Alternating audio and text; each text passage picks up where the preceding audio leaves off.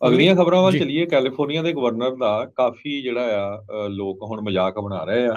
ਜਿਸ ਟਾਈਮ ਦੇ ਉੱਤੇ ਕੈਲੀਫੋਰਨੀਆ ਦੇ ਗਵਰਨਰ ਗੈਬਨ ਨਿਊਸਮ ਨੇ ਸਟੇਟਮੈਂਟ ਦਿੱਤੀ ਆ ਵੀ ਅਸੀਂ ਸੈਨ ਫਰਾਂਸਿਸਕੋ ਨੂੰ ਕਲੀਨ ਕਰ ਦਿੱਤਾ ਚਾਈਨਾ ਸਮਿਟ ਦੇ ਲਈ। ਲੋਕ ਕਹਿ ਰਹੇ ਆ ਵੀ ਤੁਸੀਂ ਹੁਣ ਚਾਈਨਾ ਸਮਿਟ ਲਈ ਤਾਂ ਕਲੀਨ ਕਰਤਾ, ਪਰ ਜਿਹੜੇ ਕੈਲੀਫੋਰਨੀਅਨ ਲੋਕ ਆ ਉਹਨਾਂ ਦੇ ਲਈ ਪਹਿਲਾਂ ਕਿਉਂ ਨਹੀਂ ਕਲੀਨ ਕਰ ਸਕੇ। ਸਰੋਤਿਆਂ ਨੂੰ ਯਾਦ ਹੋਊਗਾ ਵੀ ਕੈਲੀਫੋਰਨੀਆ ਦਾ governor Gavin Newsom San Francisco ਦਾ ਬਹੁਤ ਲੰਮਾ ਸਮਾਂ ਜਿਹੜਾ ਮੇਅਰ ਰਹੇ ਹੈਗੇ ਆ। ਪ੍ਰੈਜ਼ੀਡੈਂਟ ਬਾਈਡਨ ਤੇ ਚਾਈਨੀਜ਼ ਪ੍ਰੈਜ਼ੀਡੈਂਟ ਜ਼ੀ ਜਿੰਗਪਿਨ ਬੁੱਧਵਾਰ ਨੂੰ ਮਿਲਣ ਜਾ ਰਹੇ ਆ Asian Pacific Economic Cooperation summit ਦੇ ਦੌਰਾਨ ਫੇਸ ਟੂ ਫੇਸ।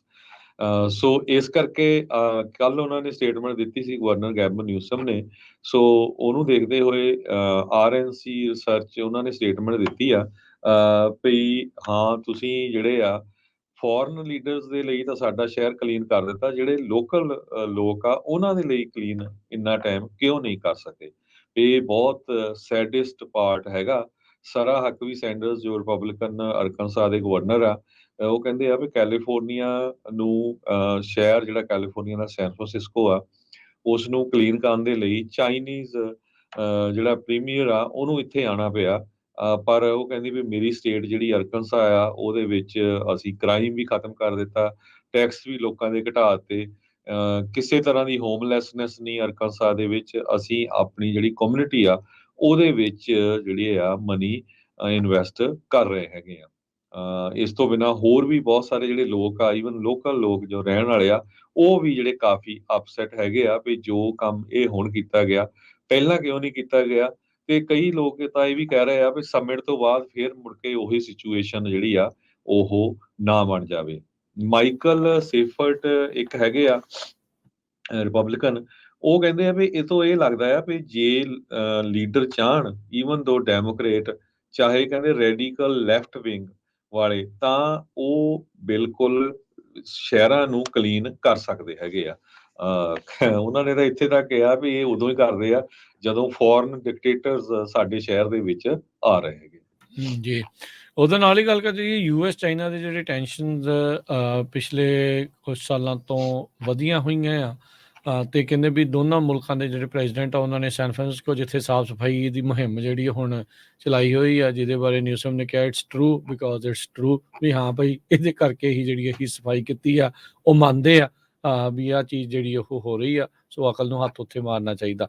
ਤੇ ਕਹਿੰਦੇ ਵੀ ਇਹ ਜਿਹੜੀ ਬੜੀ ਰੇਅਰ ਸਮਿਟ ਆ ਹੋਣ ਜਾ ਰਹੀ ਆ ਯੂਐਸ ਦੀ ਗਰਾਊਂਡ ਦੇ ਉੱਤੇ। ਦੋਨੋਂ ਪ੍ਰੈਜ਼ੀਡੈਂਟਸ ਆਪਸ ਦੇ ਵਿੱਚ ਗੱਲਬਾਤ ਕਰਨਗੇ। ਦੋਨੇ ਮੁਲਕ ਆਪੋ ਆਪਣੇ ਸਟਾਂਸ ਦੇ ਉੱਤੇ ਅੜੇ ਵੀ ਨੇ। ਦੋ ਦੁਨੀਆ ਦੀਆਂ ਸਭ ਤੋਂ ਵੱਡੀਆਂ ਜਿਹੜੀਆਂ ਇਕੋਨਮੀਜ਼ ਆ ਉਹ ਆਮੋ ਸਾਹਮਣੇ ਜਿਹੜੀਆਂ ਹੋਣਗੀਆਂ। ਕੀ ਐਗਰੀਮੈਂਟ ਹੁੰਦੇ ਇਹਨਾਂ ਦੇ ਆਪਸ ਦੇ ਵਿੱਚ, ਇਹ ਦੇਖਣ ਵਾਲੀ ਗੱਲ ਆ। ਪ੍ਰੈਜ਼ੀਡੈਂਟ ਬਾਈਡਨ ਰੀ ਇਲੈਕਸ਼ਨ ਦੇ ਲਈ ਇੱਥੇ ਰਨ ਕਰ ਰਹੇ ਆ ਅਗਲੇ ਸਾਲ, ਤੇ ਕਹਿੰਦੇ ਵੀ ਇਸ ਮੁਲਕ ਦੇ ਨਾਲ ਆਪਣੇ ਰਿਸ਼ਤਿਆਂ ਨੂੰ ਗਰਮਜੋਸ਼ੀ ਦੇ ਨਾਲ ਦਿਖਾਉਣ ਦੀ ਵੀ ਜਿਹੜੀ ਆ ਇੱਕ ਕੋਸ਼ਿਸ਼ ਹੋਊਗੀ।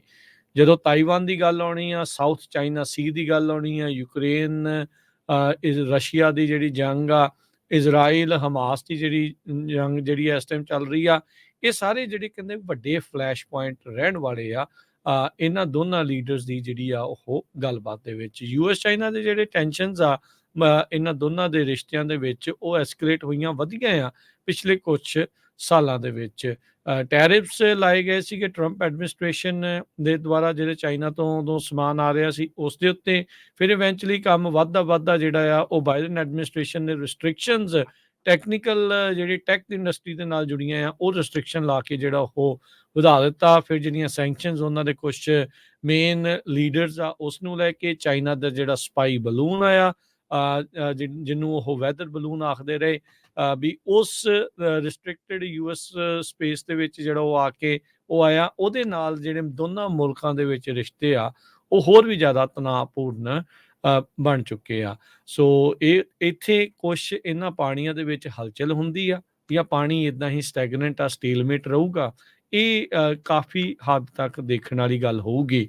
ਇਸ ਮੌਕੇ ਮੁਲਕ ਦੇ ਦੋਨਾਂ ਹੀ ਮੁਲਕਾਂ ਦੇ ਜਿਹੜੇ ਟੌਪ ਦੇ ਹੋਰ ਲੀਡਰਸ ਆ ਕਿੰਨਾ ਮੁੱਦਿਆਂ ਦੇ ਉੱਤੇ ਗੱਲਬਾਤ ਕਰਨੀ ਆ ਦੋਨਾਂ ਪ੍ਰੈਜ਼ੀਡੈਂਟਸ ਨੇ, ਇਸ ਨੂੰ ਲੈ ਕੇ ਗੱਲਬਾਤ ਆ ਉਹ ਕੀਤੀ ਜਾ ਰਹੀ ਆ। ਇੱਕ ਗਰਾਊਂਡ ਵਰਕ ਕਹਿੰਦੇ ਆ ਉਹ ਤਿਆਰ ਹੋ ਰਿਹਾ ਆ। ਸੋ ਸਿਕਿਉਰਿਟੀ ਡਾਇਲਮਾ ਕੀ ਹੋਊਗਾ, ਆਪਸ ਦੇ ਵਿੱਚ ਦੋਨਾਂ ਮਿਲਟਰੀਜ਼ ਦਾ ਤਾਲਮੇਲ ਇਸ ਟਾਈਮ ਬਿਲਕੁਲ ਟੁੱਟ ਚੁੱਕਾ ਹੋਇਆ ਆ। ਕਿਸੇ ਟਾਈਮ ਦੇ ਉੱਤੇ ਇੱਕ ਦੂਜੇ ਦੇ ਨਾਲ ਹਮੇਸ਼ਾ ਸੰਪਰਕ ਦੇ ਵਿੱਚ ਇਹ ਰਹਿੰਦੀਆਂ ਸੀਗੀਆਂ। ਸੋ ਇਹ ਹੁਣ ਕਾਫੀ ਜਿਹੜੀ ਆ ਇੱਕ ਵੱਡੀ ਮੁਸ਼ਕਲ ਦਾ ਸਾਹਮਣਾ ਕਰਨਾ ਪੈ ਰਿਹਾ। ਅਕਤੂਬਰ ਮਹੀਨੇ ਦੇ ਵਿੱਚ US ਸੈਨੇਟ ਦੇ ਜਿਹੜੇ ਮੈਜੋਰਟੀ ਲੀਡਰ ਚੱਕ ਸ਼ੂਮਰ ਆ ਤੇ 5 ਜਿਹੜੇ ਹੋਰ ਸੈਨੇਟਰਸ ਆ ਰਿਪਬਲਿਕਨ ਤੇ ਡੈਮੋਕ੍ਰੇਟ ਪਾਰਟੀ ਦੇ, ਉਹਨਾਂ ਨੇ 80 ਮਿੰਟ ਦੀ ਮੀਟਿੰਗ ਵੀ ਕੀਤੀ ਸੀ ਚਾਈਨੀਜ਼ ਪ੍ਰੈਜ਼ੀਡੈਂਟ ਸ਼ੀ ਜਿਨਪਿੰਗ ਨੇ ਉਹਦੇ ਨਾਲ। ਰੀਸੈਂਟਲੀ ਆਪਣੇ ਕੈਲੀਫੋਰਨੀਆ ਦੇ ਗਵਰਨਰ ਜਦੋਂ ਗਏ ਆ ਚਾਈਨਾ ਨੂੰ, ਉਹ ਵੀ ਮੀਟਿੰਗ ਕਰਕੇ ਆਏ ਆ ਸ਼ੀ ਜਿਨਪਿੰਗ ਨੂੰ। ਮੇ ਵੀ ਇਹੀ ਮਨਾਉਣ ਗਏ ਹੁਣ, ਆ ਜਾ ਭਾਈ ਕਰ ਦਾਂਗੇ ਅਸੀਂ ਸਾਫ ਸੁਥਰਾ, ਧੋ ਧੂ ਦੇਵਾਂਗੇ ਸੈਨ ਫਰਾਂਸਿਸਕੋ ਨੂੰ,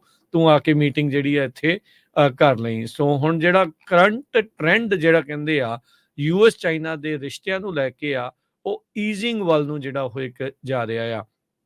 ਇੱਕ ਜਿਹੜੇ ਅਮਰੀਕਨ ਸਟੱਡੀਜ਼ ਡਿਪਾਰਟਮੈਂਟ ਦੇ ਜਿਹੜੇ ਫੈਲੋ ਆ Chinese institute of international studies ਦੇ ਜਿਹੜੇ ਪ੍ਰੋਫੈਸਰ ਆ ਸ਼ੈਨ ਯਮਈ, ਉਹ ਇਸ ਪਾਸੇ ਵੱਲ ਨੂੰ ਇਸ਼ਾਰਾ ਜਿਹੜਾ ਆ ਉਹ ਕਰ ਰਹੇ ਆ। US ਕਮਰਸ ਸੈਕਟਰੀ ਜੀਨਾ ਰਾਇਮੋਂਡੋ, ਉਹ ਅਗਸਤ ਦੇ ਵਿੱਚ ਟ੍ਰਿਪ ਲਾ ਕੇ ਆਏ ਸੀਗੇ ਚਾਈਨਾ ਨੂੰ, ਜਿੱਥੇ ਉਹਨਾਂ ਨੇ ਨੋ ਕਿਹਾ ਸੀਗਾ ਚਾਈਨਾ ਦੀ ਉਸ ਰਿਕੁਐਸਟ ਨੂੰ ਵੀ ਜਿਹੜੇ ਨੈਸ਼ਨਲ ਸਿਕਿਉਰਿਟੀ ਦੇ ਮਸਲੇ ਦੇ ਵਿੱਚ ਉਹਨਾਂ ਨੂੰ ਟੈਕਨੋਲੋਜੀ ਨੂੰ ਰਿਸਟ੍ਰਿਕਸ਼ਨਸ ਕੀਤੀ ਸੀ, ਉਸ ਦੇ ਵਿੱਚ ਉਹ ਖੁੱਲ੍ਹ ਦੇਣ ਦੀ ਮੰਗ ਕਰ ਰਹੇ ਸੀਗੇ ਚਾਈਨਾ ਵਾਲੇ। ਸੋ ਜੇ ਦੇਖਿਆ ਜਾਵੇ ਹਰਜੋਤ ਸਿੰਘ ਜੀ, ਪਿਛਲੇ 1 ਸਾਲ ਦੇ ਵਿੱਚ ਹਾਈ ਲੈਵਲ ਦੀਆਂ ਬਹੁਤ ਸਾਰੀਆਂ ਜਿਹੜੀਆਂ ਮੀਟਿੰਗਸ ਆ ਚਾਈਨਾ ਦੇ ਤੇ ਅਮਰੀਕਾ ਦੇ ਅਧਿਕਾਰੀਆਂ ਦੇ ਵਿੱਚ ਹੋਈਆਂ ਆ, ਤੇ ਹੁਣ ਇਹ ਬਿਲਡਅਪ ਹੋਇਆ ਆ ਇਹ ਜਿਹੜੀ ਕੱਲ ਨੂੰ ਹੋਣ ਵਾਲੀ ਮੀਟਿੰਗ ਆ ਸੈਨ ਫਰਾਂਸਿਸਕੋ ਦੇ ਵਿੱਚ ਦੋਨਾਂ ਹੀ ਮੁਲਕਾਂ ਦੇ ਜਿਹੜੇ ਪ੍ਰੈਜ਼ੀਡੈਂਟ, ਉਹਨਾਂ ਦੇ ਵਿੱਚ ਜੋ ਬਾਈਡਨ US ਦੇ ਤੇ ਜਿਹੜੇ ਸ਼ੀ ਜਿਨਪਿੰਗ ਆ ਉਹਨਾਂ ਦੇ ਵਿੱਚ ਕੀ ਗੱਲਾਂ ਹੁੰਦੀਆਂ ਆ। ਇਹ ਕਿਸੇ ਪਾਸੇ ਵੱਲ ਨੂੰ ਵਾਕਿਆ ਹੀ ਜਿਹੜੀ ਈਜ਼ਮੈਂਟ, ਜਿਹੜੀ ਕਹਿੰਦੇ ਵੀ ਸੁਖਾਲੇ ਰਿਸ਼ਤੇ ਆ, ਉਸ ਪਾਸੇ ਵੱਲ ਨੂੰ ਇਸ਼ਾਰਾ ਕਰਨਗੀਆਂ, ਜਾਂ ਇਹ ਤਾਈਵਾਨ, ਸਾਊਥ ਚਾਈਨਾ ਸੀ, ਟੈਕਨੋਲੋਜੀ ਬਲੋਕੇਡ, ਇਹ ਸਾਰੀਆਂ ਚੀਜ਼ਾਂ ਦਾ ਮੁੱਦਾ ਜਿਹੜਾ ਆ ਉਹ ਉੱਭਰ ਕੇ ਆਊਗਾ। ਰਿਸ਼ਤਿਆਂ 'ਚ ਖਟਾਸ ਜਾਂ ਮਿਠਾਸ ਕੀ ਹੁੰਦੀ ਹੈ, ਕੱਲ ਤੱਕ ਆਪਾਂ ਨੂੰ ਸ਼ਾਮ ਤੱਕ ਦੇਖਣਾ ਪਏਗਾ।